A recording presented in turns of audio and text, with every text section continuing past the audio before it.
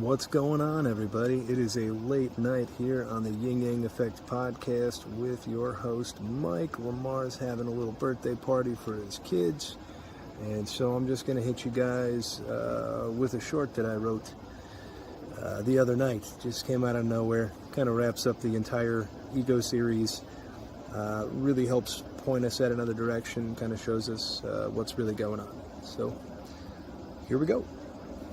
Desire is the tool used by your inner God to show you the life God wants you to live. An amazing life filled with gratitude is what remains when we let go of the ego.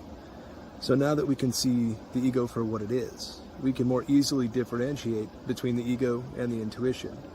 The inner God will bring up desires in you that will lead you to not only your best life, but also to the truest version of yourself.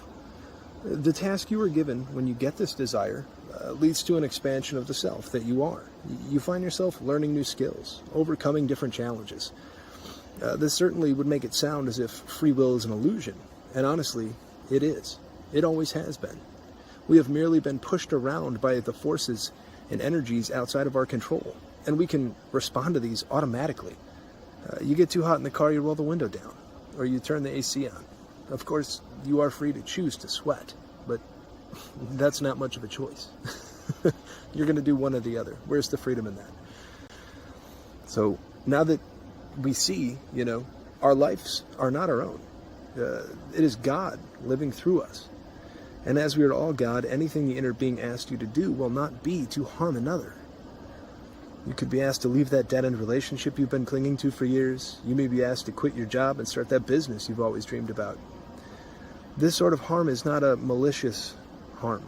Nothing about a breakup with a partner or a job needs to be dramatic, stressful, or petty. We are bigger than that. We are better than that. And we can show love in these moments. So when we find ourselves afraid of what we are asked to do, we have to reach inside of ourselves and find faith that we can move forward into the unknown. On any given day, we have no idea what will come to be. So when you don't know what's coming, what do? Do you get defensive? Do you adopt a posture ready for fight or flight? Personally, I find it's extremely helpful to welcome the day and everyone I come across with love, acceptance, and a warm smile.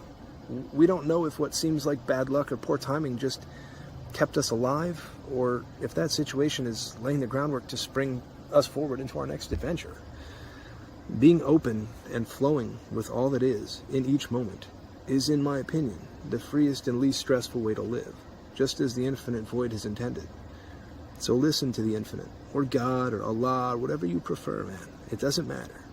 Just whatever you want to call it, just call it that, stick with it, all right? It's all the same thing. So this is where it gets a little heavy, because each and everything in this entire beautifully exquisite paradise that we pick apart and point at and name individually, well, it's all that big thing. It's all that creator. It is both you and the world. So remember, when you open your eyes in the morning, turn the gratitude on high as you stare directly into the face of God in every moment. As we look at God in each moment, how much of a leap is it to notice we are culturally and societally insane? Does your inner God not wake you when you need to be awake? What if oversleeping isn't a bad thing?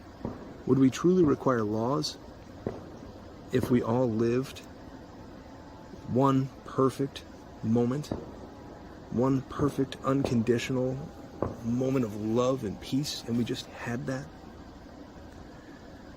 I don't think so.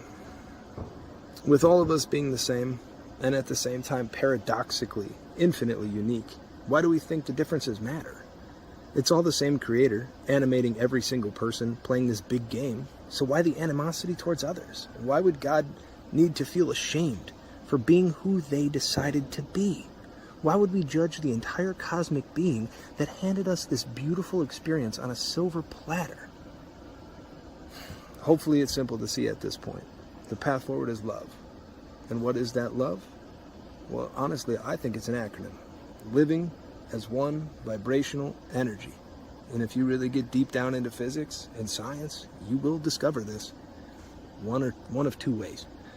The scientific way, or you can just abandon your mind. You can abandon everything you believe yourself to be, and you can discover it right there in this moment, right now. It's a simple choice. Let go and let God. All right, everybody. I love you. This has been great. Have a good night. Goodbye.